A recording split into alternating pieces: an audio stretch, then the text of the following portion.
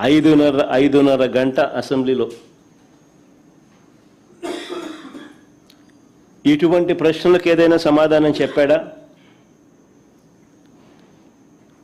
ఆ 5:30 గంటల సమావేశం కేవలం జగన్ను వైఎస్ఆర్ కాంగ్రెస్ పార్టీని దుమ్మెత్తిపోయడానికి, బూతులు తిట్టడానికి మాత్రమే వాడుకున్నారు.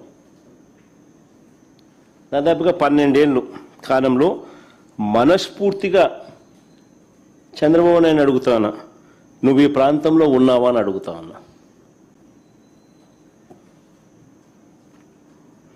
మనస్ఫూర్తిగా ఇక్కడ కాపురం పెట్టావా అని అడుగుతా ఉన్నా.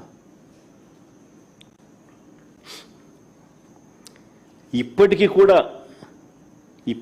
కూడా మీ కుటుంబాలన్నీ ఎక్కడున్నాయని అడుగుతా ఉన్నా.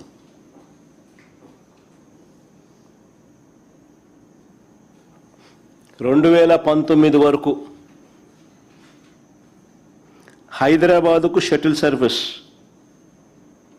2019 వరకు కూడా ఒక పక్క ఆయన ముఖ్యమంత్రిగా ఉంటూ మరోవైపున హైదరాబాదుకు షటిల్ సర్వీస్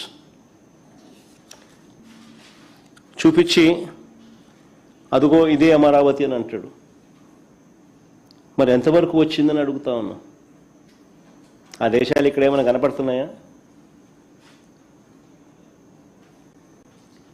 కనీసం భూములు ఇచ్చిన రైతులకు చెప్పిన హామీలైనా నెరవేర్చాడా ఈ పెద్ద మనిషి? మొదట తీసుకున్న 50,000 ఎకరాల్లో, వెరీ ఇంపార్టెంట్ ఇది, మొదట తీసుకున్న 50,000 ఎకరాల్లోనే రోడ్లు, కేవలం రోడ్లు, కరెంటు, డ్రైనేజ్ అంటే సీవరేజ్, వాటర్, వీటి కల్పనకి అయ్యే ఖర్చు చంద్రబాబు నాయుడు గారు స్వయాన లెక్కల ప్రకారమే, ఈయనే కేంద్ర ప్రభుత్వానికి ఇచ్చిన లెక్కలు, ఈయనే వివిధ బ్యాంకులకు ఇచ్చిన లెక్కల ప్రకారమే ఎకరాకు 2 కోట్లు అవుతుంది అని చెప్పాడు. అంటే 50,000 ఎకరాలకు అయ్యే 1,00,000 కోట్లకే దిక్కు లేదనుకుంటే, 1,00,000 కోట్లకే దిక్కు లేదనుకుంటే ఇప్పుడు సడన్గా మరో 50,000 ఎకరాలు దీనికి అదనంగా అయ్యే ఖర్చు, దీనికి సడన్గా అదనంగా మరో 50,000 ఎకరాలు యాడ్ చేస్తున్నాడు ఇంతకు ముందున్న 50,000 ఎకరాలు. దానికయ్యే మళ్ళా అదనంగా మరో 1,00,000 కోట్ల రూపాయలు. ఇలా అమరావతిని ఎందుకు పెంచాల్సి వస్తూ ఉంది, ఎందుకు పెంచుకుంటూ పోతున్నారు అంటాడు.